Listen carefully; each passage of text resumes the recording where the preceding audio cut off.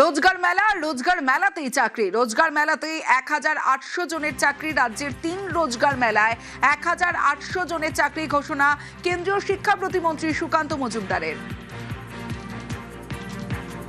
খুবই ভালো লাগছে, মনে হচ্ছে সত্যিকার একটা পরিবর্তন আসে।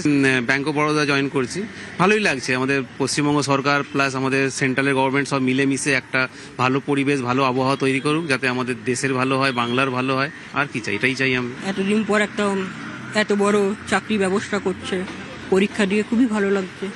আশা 2 বছর ধরে তো ট্রাই করছি, তা পেয়েছি। অবশ্যই বলার ভাষা খুঁজে পাচ্ছে না।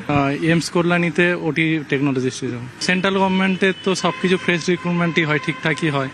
আশা করি সেন্ট্রালে সবকিছু ঠিকঠাক হয়। নরেন্দ্র মোদী তো সবকিছুই ঠিকঠাক করে, মোদিজি সবকিছুই ভালোই লাগছে। সবকিছুই নতুনভাবে শুরু করতে পারছি এমসের মাধ্যমে।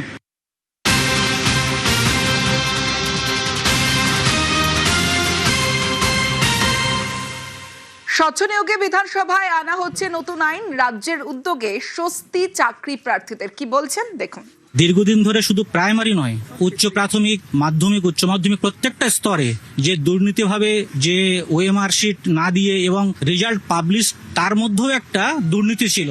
সেগুলো ওভারটেক করে বর্তমান মুখ্যমন্ত্রী আমাদেরকে যে আশা আলো দেখিয়েছেন, এবং উনি যে কথাটা আজকে বলছেন যে আমরা ওএমআর দেব এবং কেন্দ্রীয় নীতি বা কেন্দ্রীয় সংরক্ষণ নীতি মেনে নিয়োগ করবেন, এটা আমরা ওনার প্রস্তাবকে সমর্থন করছি। আশা করছি সবাই স্বচ্ছভাবে নিয়োগ পাবো।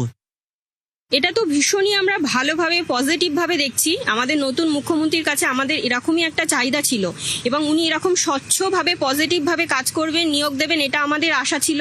এবং আমরা চাই উনি এইভাবেই কাজ করুন, যাতে সবকিছু স্বচ্ছ থাকে এবং যারা প্রকৃত যোগ্য তারাই চাকরিটা পাক, এবং যোগ্যরা যদি শিক্ষক হয় তবেই সমাজের উন্নতি হবে। সব ক্ষেত্রে মুখ্যমন্ত্রী স্বচ্ছতা বজায় রেখেই কাজ করুন, এবং ওনার এই কাজটাকে আমরা ভীষণ অ্যাপ্রিসিয়েট করছি। আমরা সর্বতভাবে ওনার পাশে আছি এবং ওনার সঙ্গে আছি।